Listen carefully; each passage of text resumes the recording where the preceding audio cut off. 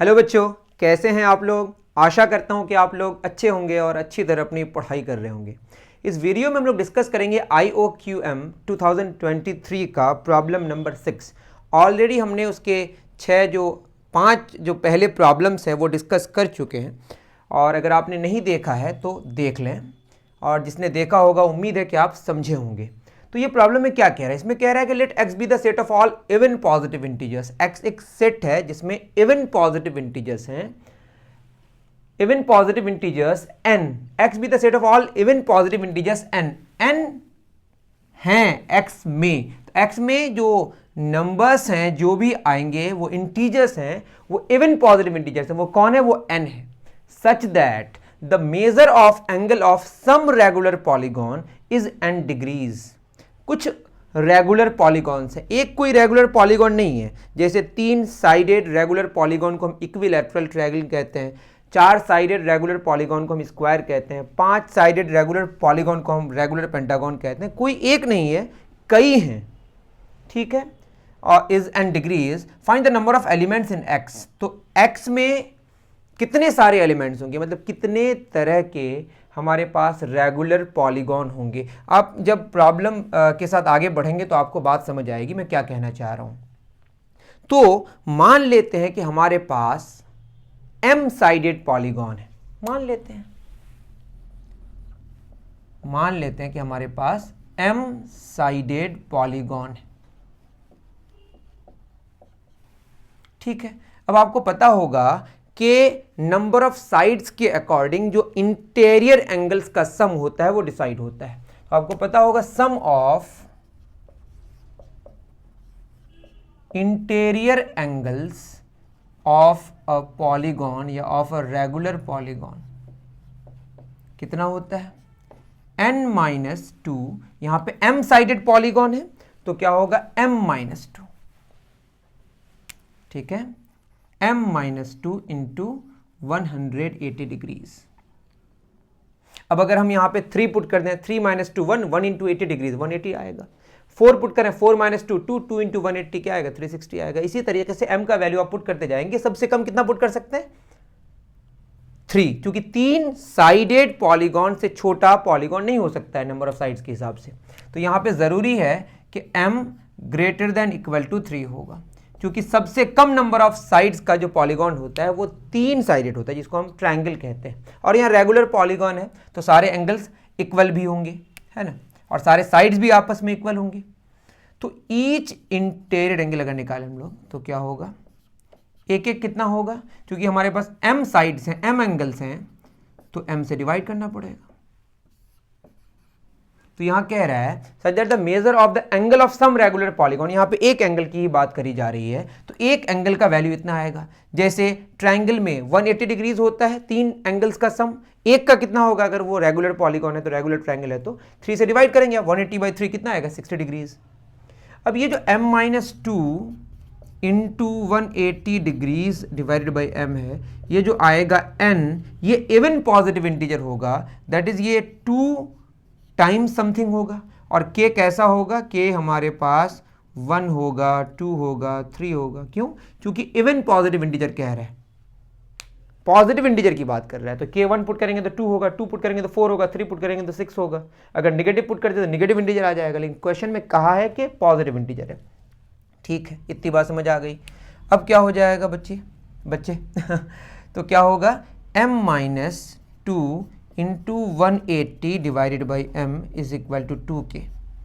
2 1 ज़ा 2, 2 90 ज़ा 80। तो इसको अगर हम सॉल्व करें तो ये हो जाएगा m/m हमारे पास 1, ये होगा m/m minus 2 into 90।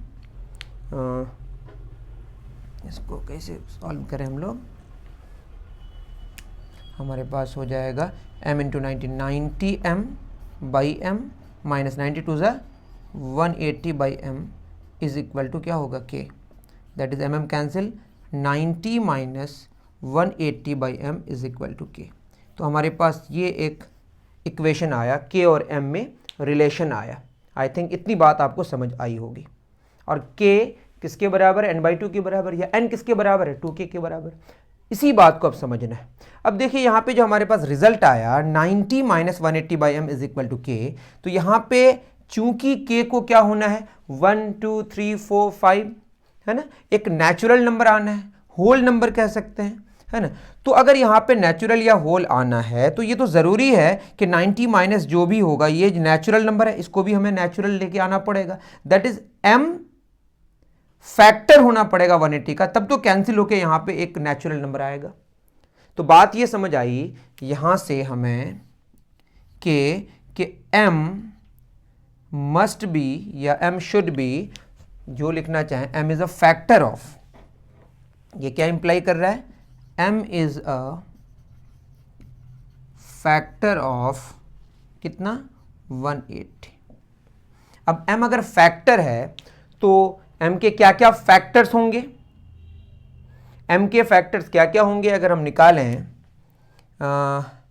m is a factor of 180, that is 180 का फैक्टर्स हमको निकालना है ना। तो फैक्टर्स ऑफ 180 अगर हम निकालें, फैक्टर्स ऑफ 180, तो हमें काफ़ी ज़्यादा निकालना पड़ेगा, 1 होगा 2 होगा 3 होगा, इस तरीके से बहुत सारा होगा, ठीक है। अब इतना सारा नहीं निकाल के हमारे पास एक उपाय है, वो क्या करेंगे देखिए, हमारे पास क्या रिजल्ट आया, पहले इसको लिख लेते हैं। रिजल्ट आया हमारे पास k is equal to 90 minus 180 by m होना चाहिए फैक्टर 180 का, चूंकि k को नेचुरल नंबर आना है ना। तो 180 का हम लोग क्या कर लेते हैं, प्राइम फैक्टराइजेशन, 290, ये क्या होगा 245 और यहाँ 3 15 3 5 15, ठीक है। तो यहाँ पे 180 अगर हम देखें तो कितना आया, 2 raise to the power of 2 into 3 raise to the power of 2 into 5 raise to the power 1। तो फैक्टर्स ऑफ 180 कितने सारे होंगे, इसका एक फार्मूला होता है, नंबर ऑफ फैक्टर्स ऑफ 180।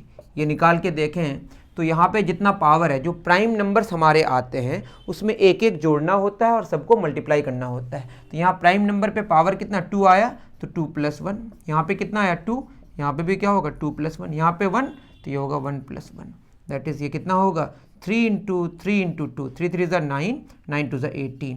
तो टोटल 180 के 18 फैक्टर्स हैं। बहुत ही सिंपल है। जैसे मैं बात करूँ 12 के क्या क्या फैक्टर्स हैं, 1 2 3 4 6 12, कितने 1 2 3 4 6, 6 फैक्टर्स हैं। अब 12 को अगर प्राइम फैक्टराइज करें तो 2 पे पावर 2, 3 पे पावर 1, यहाँ पावर 2 है, यहाँ पावर 1 है, 2 + 1 कीजिए, यहाँ 1 + 1 कीजिए, 2 1 3 2 1 1 2, 3 2 ज़ा 6। तो नंबर ऑफ फैक्टर्स निकालने के लिए आपको क्या करना है कि प्राइम फैक्टराइजेशन करना है, उसमें जो पावर्स आएंगे उन पावर्स में एक एक जोड़ना है और सबको मल्टीप्लाई कर देना है, जो रिजल्ट आएगा वो नंबर ऑफ फैक्टर्स आएंगे। ये तो बात समझ आ गई कि 180 बाई m में हमारा क्या होगा, 18 जो होगा, मतलब 180 मतलब ये इस रिलेशन से हमें समझ आया कि 180 के फैक्टर में m आना चाहिए, तभी 180 क्या होगा, कैंसिल होगा, मतलब यहाँ से कैंसिल होकर जो भी रिजल्ट आएगा नेचुरल आएगा और k भी हमारा नेचुरल आएगा। अब बात यह है कि जो 18 फैक्टर्स हैं, 18 फैक्टर्स में क्या क्या फैक्टर्स होंगे, फैक्टर्स ऑफ 180 में अगर आप देखें, फैक्टर्स ऑफ 180 क्या क्या होगा, 1 होगा 2 होगा 3 होगा 4 भी होगा 5 भी होगा, इस तरह से और आगे बढ़ेगा। लेकिन 1 और 2 है ना, ये तो m ही तो फैक्टर है, तो m का वैल्यू क्या क्या हुआ, यही m का वैल्यू है। अब m का वैल्यू 1 होने का मतलब ये है कि ऐसा रेगुलर पॉलीगॉन जिसका एक साइड हो, जो कि पॉसिबल ही नहीं है, ऐसा रेगुलर पॉलीगॉन या ऐसा पॉलीगॉन की दो साइड्स है, पॉसिबल ही नहीं। पॉसिबल क्या है, 3 है 4 है 5 है 6 है, इस तरह से आगे हम बढ़ेंगे। तो बात ये समझ आई, 1 और 2 तो नहीं हो सकता, तो m का वैल्यू क्या क्या हो सकता है, m का वैल्यू हमारा 18 नहीं हो, 18 से 2 वैल्यूज हट जाएंगे तो कितना हुआ 16, 16 ये करेक्ट आंसर है। अब इसको और हम समझाने की कोशिश करते हैं कैसे। तो 16 ऐसे हमारे पास क्या होंगे, x में एलिमेंट्स होंगे जो इन कंडीशंस को, जो यहाँ पे चीज़ें लिखी हुई है वो सेटिस्फाई करेगा। तो एक बात तो ये समझ आ गई कि 16 हमारे पास एलिमेंट हुए, किसके, x के। The correct answer is 16। अब देखिए इसको मैं और समझाने की कोशिश करता हूँ। 1 और 2 तो हो ही नहीं सकता, वो आप चाहें तो चेक कर लें। मैं अगर यहाँ पे m का वैल्यू 1 पुट करूँ और यहाँ पे n 2k के बराबर है, ये भूलना नहीं है आपको, मैं अगर फर्स्ट एक पुट करूं क्या, m का वैल्यू 1 हो सकता है, m का वैल्यू 1, तो k कितना हो जाएगा 180/1 90 माइनस 180, ये हो जाएगा हमारा -90। अब बताइए k आ गया हमारा -90, होना क्या चाहिए था, और n यहाँ से क्या होगा 2k दैट इज -180। n आना क्या चाहिए था, n पॉजिटिव इंटीजर आना चाहिए था और इवन आना चाहिए था। इवन तो है लेकिन पॉजिटिव इंटीजर नहीं, तो ये हो ही नहीं सकता। और ऐसे ही समझ आ गया था कि ये क्या नहीं हो सकता, एक साइड का कोई पॉलीगॉन नहीं हो सकता। ठीक है, दूसरा m का वैल्यू अगर हम क्या पुट करते हैं 2, तो k क्या हो जाएगा, ये भी नहीं हो सकता। वैसे क्या होगा 90 माइनस 180/2 कितना हो जाएगा 90। अब बताइए k 0 आ गया, और यहाँ बोला इवन पॉजिटिव इंटीजर, ये भी सेटिस्फाई नहीं कर रहा है। और n क्या होगा 2k दैट इज 2 × 0 0, ये भी नहीं हो सकता। वैसे भी बात समझ आ रही है कि नहीं होता, तो ये दोनों नहीं हो सकता। कैसे नहीं हो सकता मैंने बता दिया। अब 3 में आइए, 3 में क्या होगा, अगर मैं m का वैल्यू 3 पुट कर दूं तो k बराबर 90 माइनस 180/3 कितना होगा 60, दैट इज ये आ गया हमारा 30। और n किसके बराबर है 2k के बराबर, दैट इज ये आ गया हमारा 60। तो n 60 आने का मतलब ये है कि एक एंगल उस रेगुलर पॉलीगॉन का 60 हुआ, 60 डिग्रीज हुआ। तो आप खुद बताइए ये किसके लिए होता है, रेगुलर ट्राइंगल के लिए। 3 मतलब क्या, ट्राइंगल। तो अब ट्राइंगल में आप जानते होंगे ये कितना होता है 60 डिग्रीज 60 डिग्रीज 60 डिग्रीज। इसी तरह से अगर हम n का वैल्यू 4 पुट करें, m का वैल्यू 4, तो k हो जाएगा 90 माइनस 180/4, तो 90 माइनस 180 ये 45 आएगा, तो ये होगा 45। तो n होगा 2k दैट इज 45 × 2 90 डिग्रीज।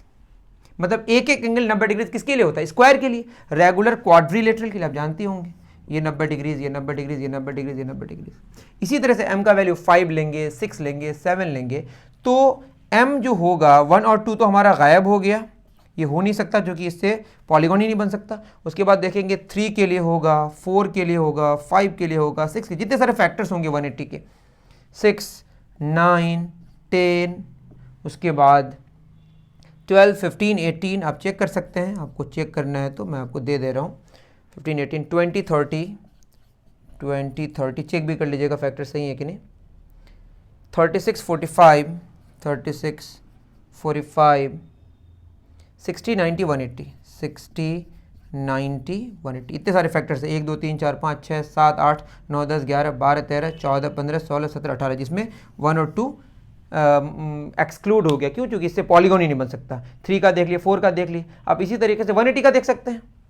अगर हम m का वैल्यू कितना पुट करते हैं बच्चों 180, एकदम लास्ट वाला, तो m का वैल्यू अगर हम सीधे कितने नंबर पे 18 नंबर में m का वैल्यू हमने कितना पुट किया 180, तो यहाँ से k हो जाएगा 90 माइनस 180/181 दैट इज 89।